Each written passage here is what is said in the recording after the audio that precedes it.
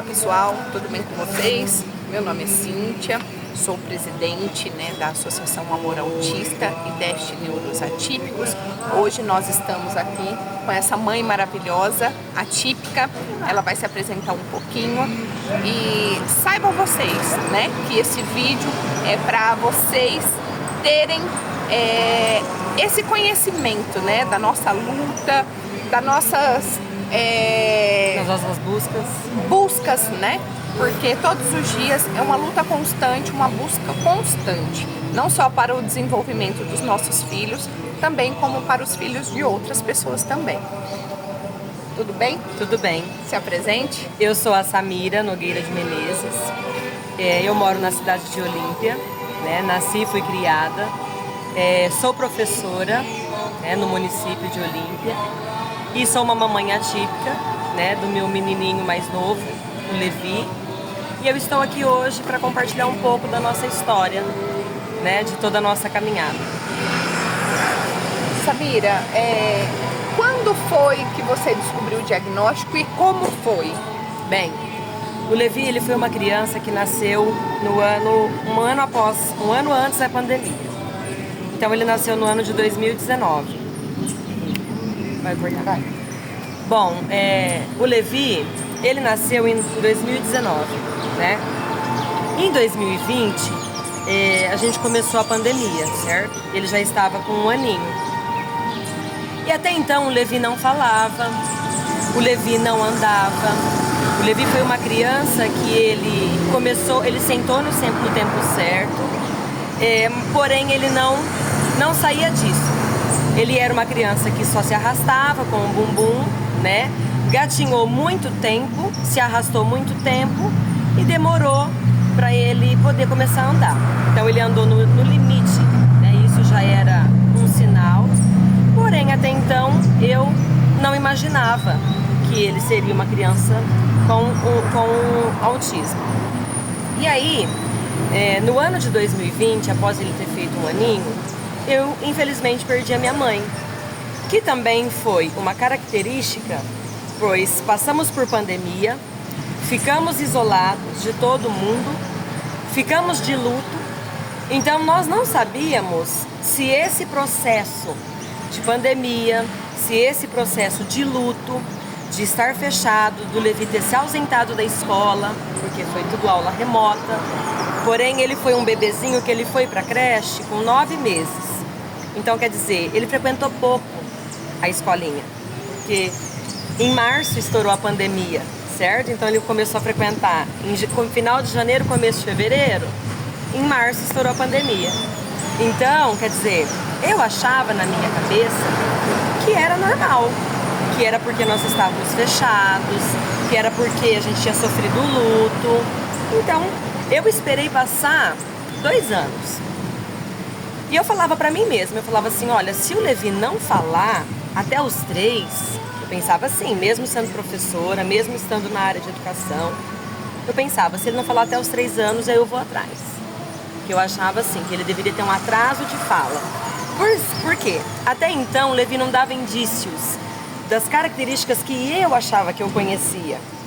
Porque nós, mamães, nós temos um defeito. Eu não sei vocês que vão ouvir esse vídeo, porém eu na minha mente, eu achava que o Levi tinha que se bater, que o Levi tinha que chorar, que o Levi tinha que gritar. E ele era o contrário disso, E aí, por fim, conversando com a irmã mais velha da minha mãe, que é assim, uma rocha na minha vida, ela é uma tia que me auxilia, que me ajuda, que me fortalece, assim como as outras também, mas ela me ajudava muito com o Levi. Ela, por também trabalhar na área da saúde, ela disse pra mim o seguinte, Samira, eu acho que nós não devemos esperar 3 anos. Eu de você já procuraria agora. O Levi estava com 2 anos e 3 meses. E aí eu fui. Primeiro passo, eu procurei um pediatra, Conversei com ele, aí ele me disse, Samira, o Levi não fala água, o Levi não fala papai, não fala mamãe. Eu falei, não, doutor. Ele simplesmente fala abo, que esse abo, ele veio desde um aninho, e eu entendia que era água. Então, era só isso que o Levi falava. E as outras coisas eram uns pequenos balbúcios, de E aí ele falou pra mim, olha, vamos então procurar uma fono, vou te dar uma guia, você procura uma fono, tira uma dúvida com ela pra ver o que ela vai te auxiliar.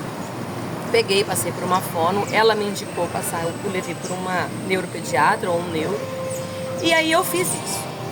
Procurei, né, uma neuropediatra de Rio Preto, que por sinal, eu estava com ela até esse ano. E aí, quando ela viu o Levi, quando ela consultou, ela disse pra mim assim, Samira, eu vou te indicar terapia ABA e vou te indicar uma avaliação neuropsicológica. Porém, se caso o Levi não for autista, ela falou assim, a terapia ABA vai ajudar muito ele, porque a terapia ABA ela trabalha com comportamentos, né? Então ia ajudar o Levi nos comportamentos que ele tinha. Porque assim, os comportamentos que ele apresentava era não ouvir, era como se ele não ouvisse o que eu falava. Era como se assim, ele estivesse no meio de muitas informações e ele era como se ele não estivesse ali percebendo nada. Então esses foram alguns indícios que eu percebi. E outro fator que o Levi apresentou muito, que foi assim uma coisa nova para mim dentro do autismo, o Levi lambia tudo. Então assim, isso foi um dos fatores, além dele não andar, além dele não falar, um fator que me chamou muita atenção que o Levi lambia tudo. O Levi lambia a parede, o Levi lambia tijolo, tudo que tivesse um relevo, algo sensorial. O primeiro toque do Levi não era as mãos, era a boquinha. Então isso daí, com 2 anos, me incomodou muito, porque eu pensava, gente, o Levi não vai sair dessa fase de reconhecer as coisas pela boca, né? E aí passei isso para a médica, ela me indicou uma clínica em Rio Preto, né? A doutora Joelma Caparrós.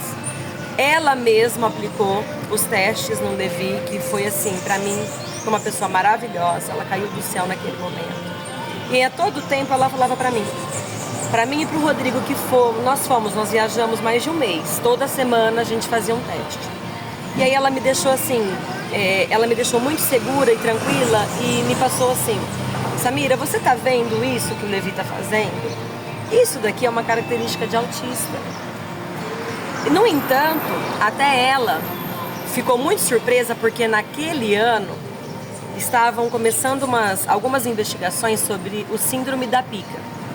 A síndrome da pica, são desejos que a pessoa apresenta de comer coisas que você nem imagina. Planta, parede, fezes, papel, beber álcool em gel. Então, assim, coisas que não é comum você comer, degustar, e a pessoa começa a apresentar.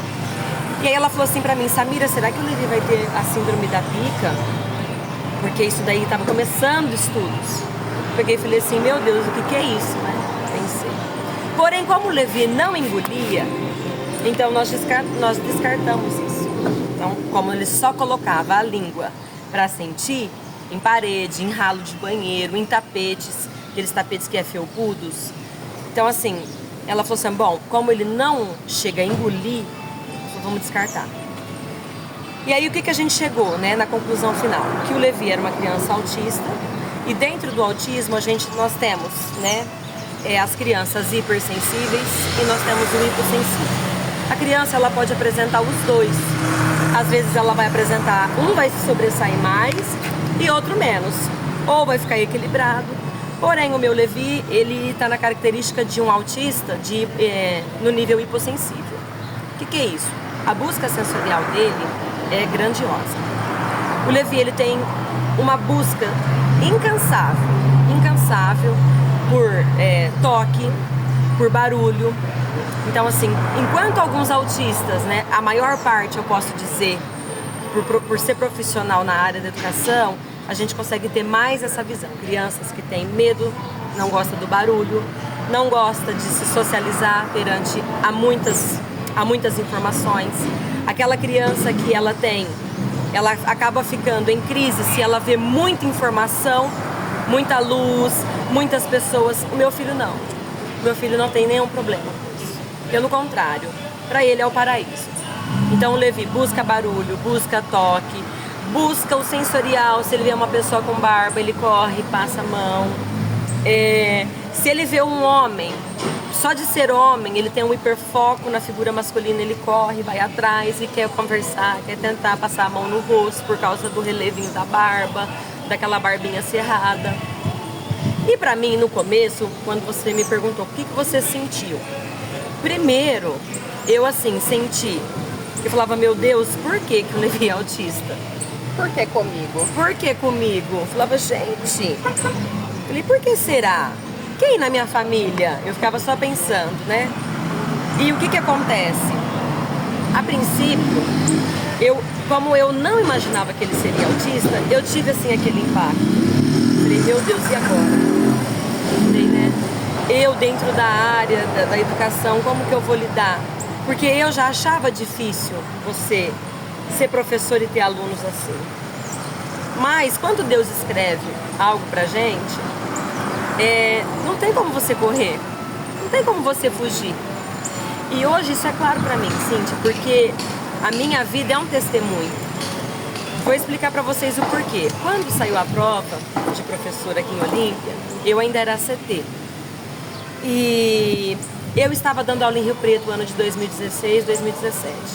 O que aconteceu? Eu não prestei a prova aqui achando que eu iria ficar em Rio Preto, que eu gostaria de trabalhar lá, que eu gostaria de continuar lá. Não prestei a nossa prova aqui. O que aconteceu nesse ano? Eu não passei bem em Rio Preto. Comecei o ano de 2018 sem serviço, né, numa situação muito difícil. E quando eu fiquei grávida, em julho, eu descobri a gravidez do Levi. E aí o que eu tive que fazer? Eu falava, Senhor, o que eu vou fazer agora? Eu fui fazer uma entrevista num posto, que eu ia trabalhar na loja de conveniência. Porém, naquele dia eu peguei o resultado da gravidez, ou seja, eles não podiam ficar comigo. Então passei aquele ano de 2018 esperando a prova de Olímpia, porque aí também Rio Preto já não seria mais o ideal para mim, porque eu teria que viajar, eu estaria com um nenenzinho novo. Então, abortei, vamos dizer assim, essa missão. E aí aqui em Olímpia tinha mudado a modalidade. Então a supervisão colocou categoria A, B, C, D, E. Essas categorias indicaria assim, categoria A, PEB 1, que é professores de educação infantil até primeiro ano ao quinto. Como eu estava voltando, eu não me informei muito aqui dentro do município, não li o edital na íntegra. Então eu me inscrevi na categoria C. Naquele ano eu peguei o certificado de educação especial que eu tinha feito em Barretos, um curso de 2.000 horas. Então assim, eu fiquei 2 anos fazendo esse curso praticamente, mas eu fiz por sinceridade. Eu fiz não com o intuito de trabalhar na educação especial, eu fiz com o intuito de pontuação. E aí o que aconteceu? Eu fiz a inscrição errada, sem saber o que eu estava fazendo.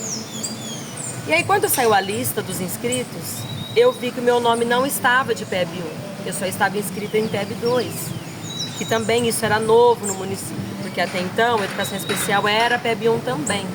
E na minha cabeça a categoria C seria PEB 1 e PEB 2. E aí por fim eu não tive escolha. Eu corria da educação especial, olha para vocês verem. Eu corria da educação especial, eu não queria trabalhar com isso. E Deus só me deu essa oportunidade. E aí quando eu já estava grávida, isso foi em dezembro, que saiu, que eu não vi, eu falava pra mim, eu punha a mãozinha na minha barriga e falava assim, meu Deus, educação especial não é pra minha vida, isso não é pra mim, Senhor. E a minha mãe, eu tinha ainda a graça dela estar aqui, né, nesse planeta, nessa existência, ela pegou e falou pra mim, filha, não fala isso. Você não sabe o propósito de Deus na sua vida. Hoje, eu tô mais assim curada, porque antes eu chorava, né? Toda vez que eu pensava nisso, eu chorava, me emocionava, porque eu falava, Senhor, não é que eu não queria isso pra mim. É que assim, eu como profissional, eu achava que eu não era uma boa pessoa para cuidar de crianças assim. E aí, quando eu me deparei com essa situação, eu falei, meu Deus, eu só tenho isso para trabalhar. Então é isso que eu vou ter que abraçar. E aí coincidiu de eu ganhar o Levi, eu não pude trabalhar naquele ano, no início. Eu voltei em agosto e conheci um menininho autista que eu tinha pego ele, né? Era o Lorenzo. E o Lorenzo foi assim, a maior prova da minha vida. O Lorenzo é maravilhoso, hoje ele já não mora mais aqui na nossa cidade, né? Lu, se você estiver assistindo, beijo no o nosso seu abraço pra você, tá? E obrigada por nos presentear, né, com o Lourenço, Com o Lourenço. que eu também tive a honra de conhecer.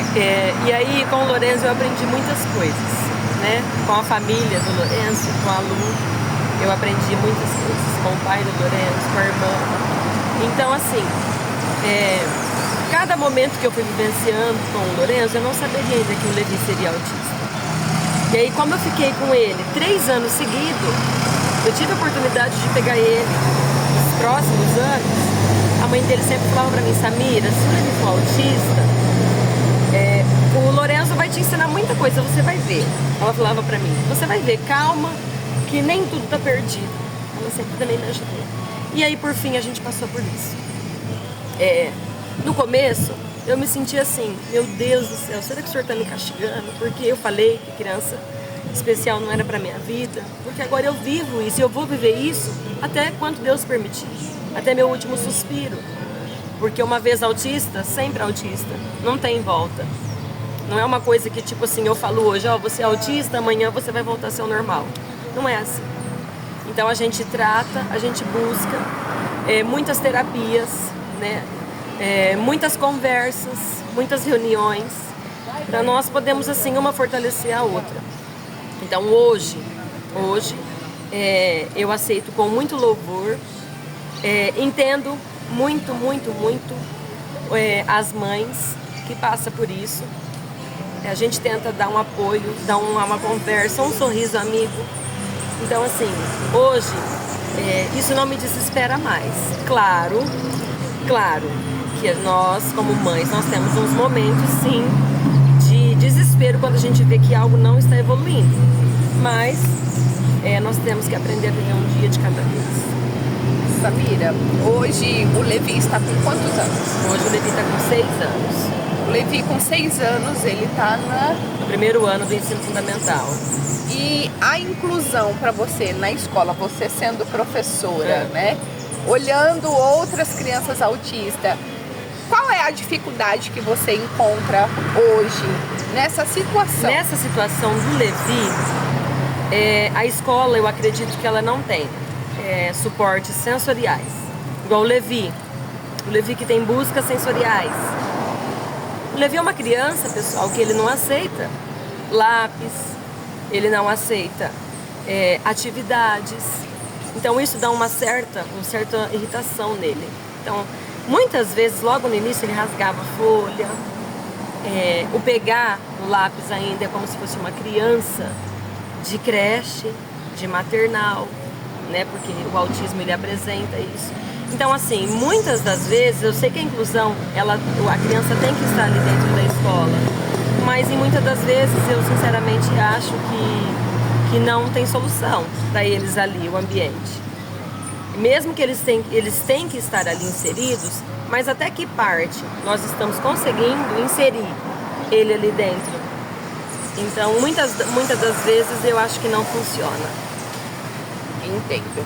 Então, isso daí é uma busca que todas as mães procuram, né? Pela inclusão do filho na escola. É isso que eu quero que vocês entendam. Porque às vezes a gente quer construir um mundo para os nossos filhos, colocar ele dentro da sociedade, mas às vezes não é aquilo que ele precisa. Isso. Entendeu? Então a Samira como professora, eu como mãe, a Samira como mãe também, a gente pede para vocês. Às vezes vocês brigam, né? Pede, implora por professores, mas às vezes não é aquilo que o seu filho precisa.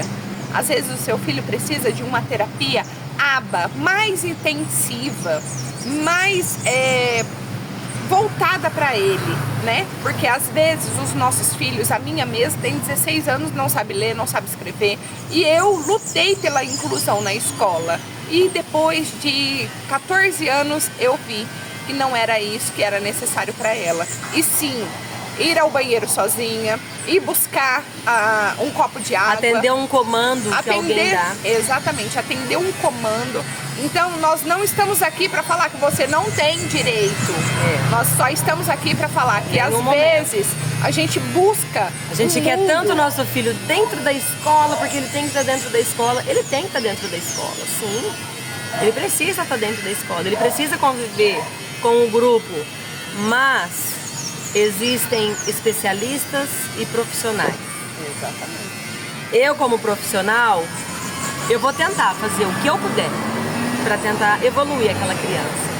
Mas nem sempre um profissional, ele também tem as suas limitações. Eu não estou dizendo aqui que existem profissionais ruins. Não é isso.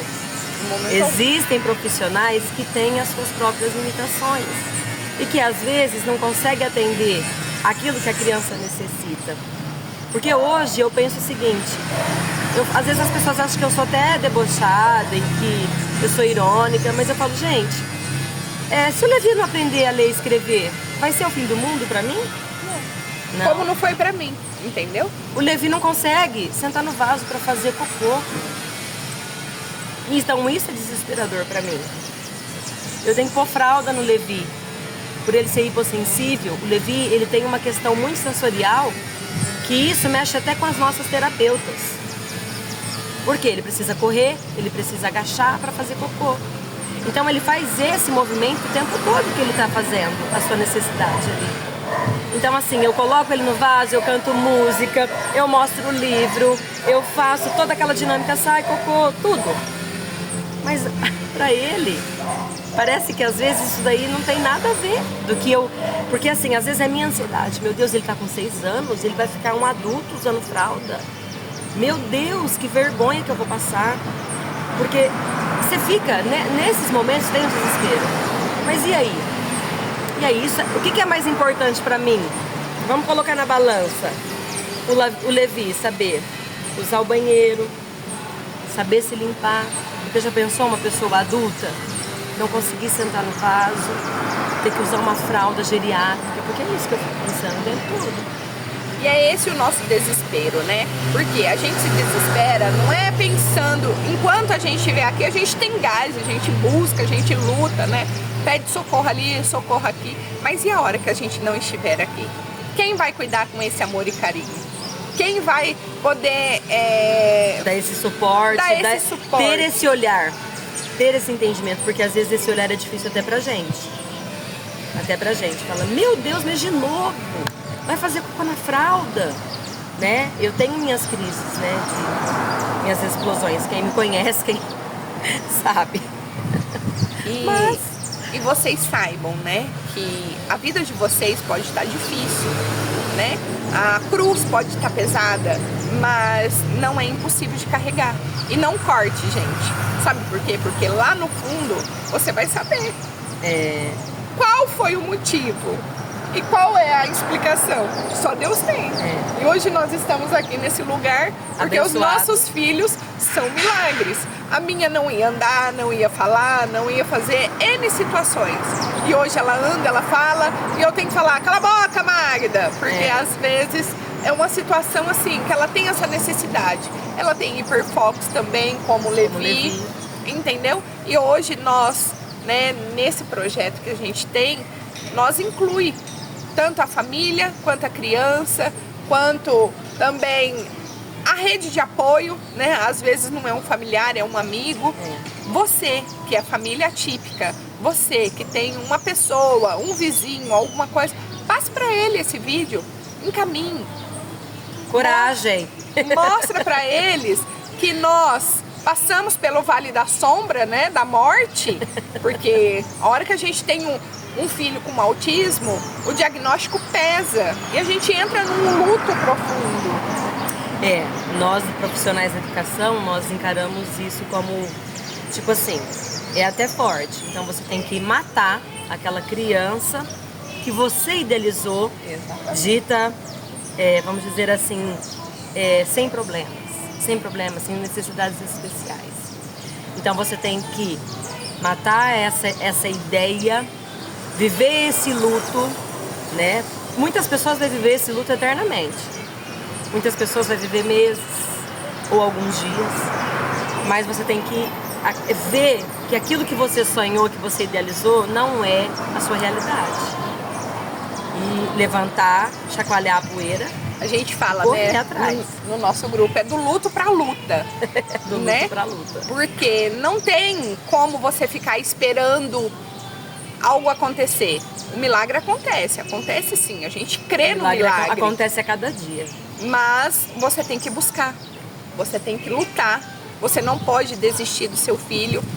E é extraordinário todos os dias acordar e saber que todo dia tem que ter a mesma rotina, todo dia tem que ter a mesma situação para a gente estar conseguindo lidar, né? Para não tirar eles da rotina deles, porque às vezes da crise.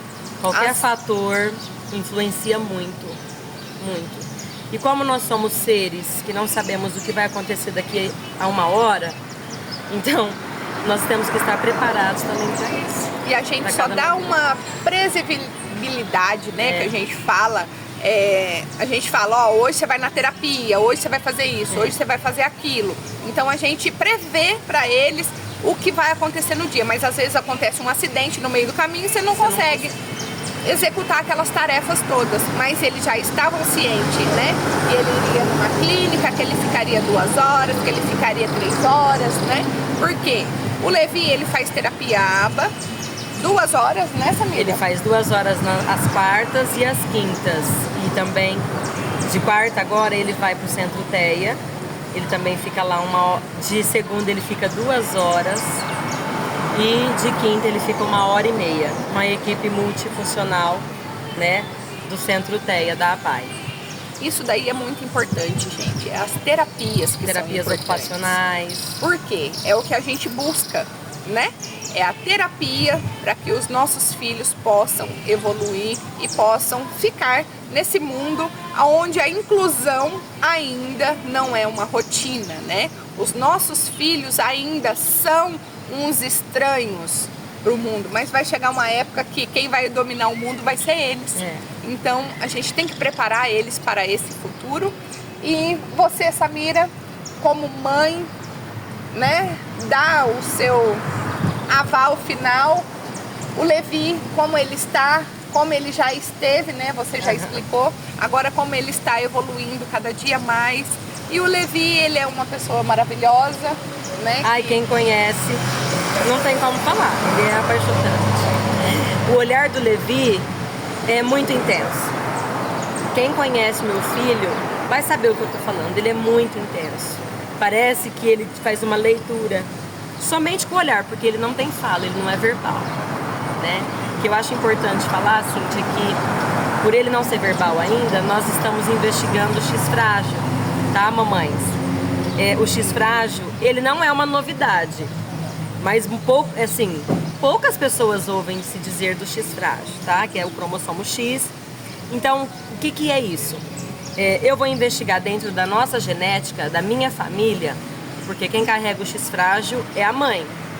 Então, eu tive a oportunidade de passar com a doutora Marcela aqui no SUS, e assim que a doutora Marcela observou fisicamente o Levi, ela disse para mim o seguinte: Samira, você já fez algum exame genético no Levi?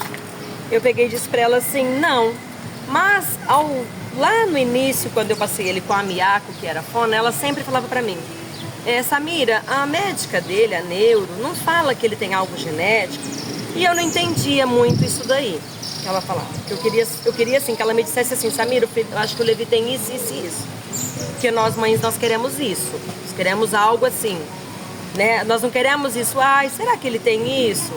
Ai, nossa, ele é estranho, né? Nós queremos a certeza. E aí a doutora Marcela falou assim, olha, eu desconfio que o Levi tem o X-frágil. Aí eu peguei e falei assim, o que é isso? Né?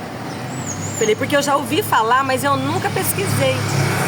Ela falou assim, ó, a criança que carrega o X-frágil, ela demora para falar, às vezes ela não fala, tá? Ela tem algo ali na área da linguagem que retarda isso daí, esse processo.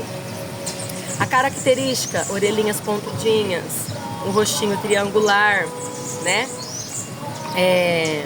Tem mais uma dificuldade que agora eu não lembro. Eu sei, coordenação motora. O Levi apresenta uma dificuldade de coordenação motora grandiosa. E até eu comentando isso um dia com a minha irmã, ela falou, ai não, pelo amor de Deus. Não é porque também tem essas características que o Levi vai ser. Eu falei assim, não é, mas se for, né? Se for, eu preciso saber. Então eu colhi esse exame, ele ainda não ficou pronto, né? Estou passando com uma geneticista de Ribeirão. Então acredito que após o dia 20, desse mês, eu já vou ter em mãos esse resultado. Porque o que ela me explicou, a geneticista? Se não sai no exame de sangue, nós vamos fazer outros procedimentos, até a gente saber mesmo se tem ou se não tem. Para saber o porquê que essa área da linguagem do Levi, até hoje, ela, como que se diz, ela não evoluiu, né? Então é importante a gente investigar quem tem e quem pode, porque às vezes eu falo assim, olha, você tem que fazer o exame. Não, e não é assim. É muito difícil a gente pagar plano, só Deus sabe o tanto que a gente paga, assim, tem um suor para pagar, né? Quem paga sabe. Então eu consegui o exame através do plano.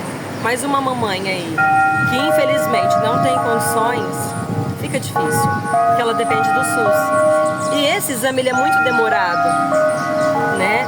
Normalmente eles são indicados lá para Ribeirão, pro HCM, né?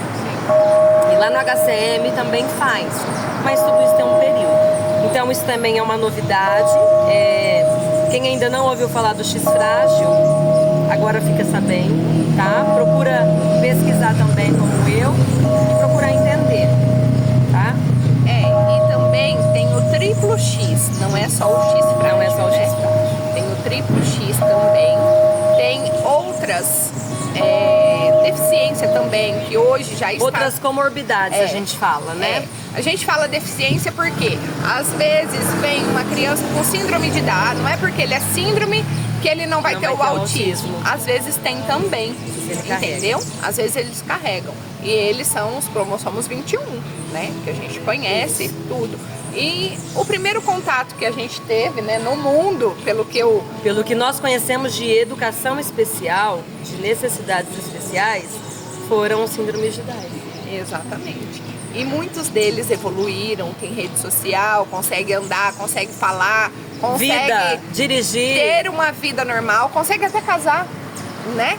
Então, por esse motivo, nós estamos aqui, não só pelo autismo, mas como por todas as deficiências, por todas as comorbidades também, né? Você, mãe atípica, que não conhece o nosso grupo, que não conhece a nossa Casa Te Acolhe, a gente convida vocês para estar conhecendo, tá bom? O endereço vai ficar aqui embaixo. E assim que você ver esse vídeo, compartilhe, comente, encaminhe para um vizinho, para um amigo e para todas aquelas pessoas que você ama e quer bem. Samira, muito obrigada. Eu que agradeço pelo convite, pela honra de ser uma mamãe atípica e estar nesse canal, né? Muitas pessoas às vezes vão me conhecer, outras não, vai passar a me conhecer agora, mas venha conhecer essa Casa Te Acolhe. É um lugar especial, eu garanto para vocês. Ali a gente sente paz, se sente em paz. É um lugar assim que os nossos filhos amam.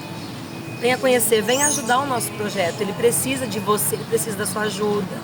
Ele precisa de uma contribuição apenas de R$1.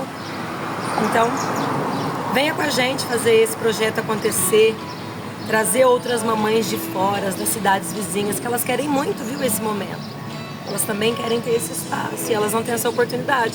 Felizes somos nós, hoje aqui da Estância Turística de Olímpia, que tem esse projeto, que tem pessoas que estão lutando por esse projeto.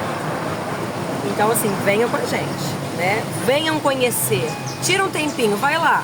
Vai um momento na nossa ecoterapia, conhecer esse espaço. Ver esse momento que as crianças amam, né? E também fica aqui o nosso agradecimento, né, aos nossos colaboradores, que é da equitação, os nossos meninos que nos ajudam, nos apoiam, né? Sim, que são pessoas, peças fundamentais para que tudo aquilo aconteça. Na nossa ecoterapia, isso é incrível. Se você não conhece, venha conhecer. Não esquece de mandar esse vídeo para um amigo, para um vizinho.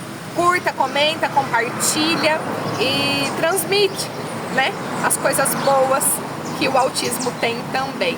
Porque o autista, ele não é um bicho, não é um monstro de 7 cabeças. Você que não conhece um autista, não julgue só no primeiro instante que você está ali. Se você é uma mãe que tem um filho típico, saiba você que os nossos filhos não é monstro. Saiba você que os nossos filhos precisa que o seu filho conviva com os nossos.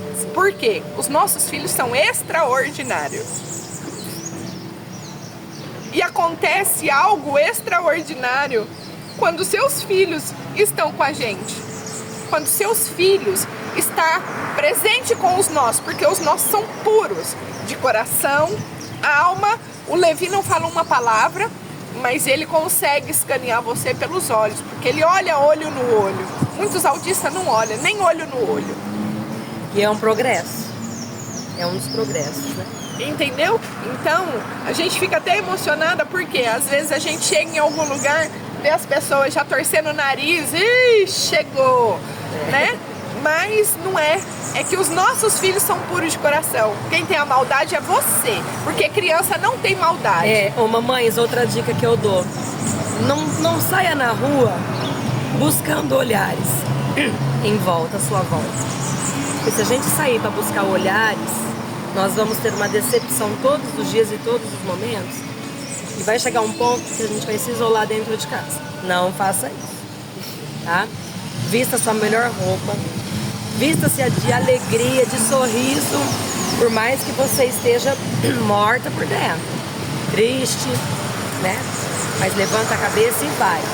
Não olha não olha para sua esquerda nem para sua direita, porque você vai ter pessoas que vai te olhar com nojo, com antipatia, com um olhar irônico. E também você vai encontrar pessoas que vai ser maravilhosas, que vai te recepcionar, que vai te receber. Então procure olhar mais para essas e olhar menos para as outras. Tá bom? E viva o extraordinário. Viva o extraordinário. Deus abençoe a todos vocês.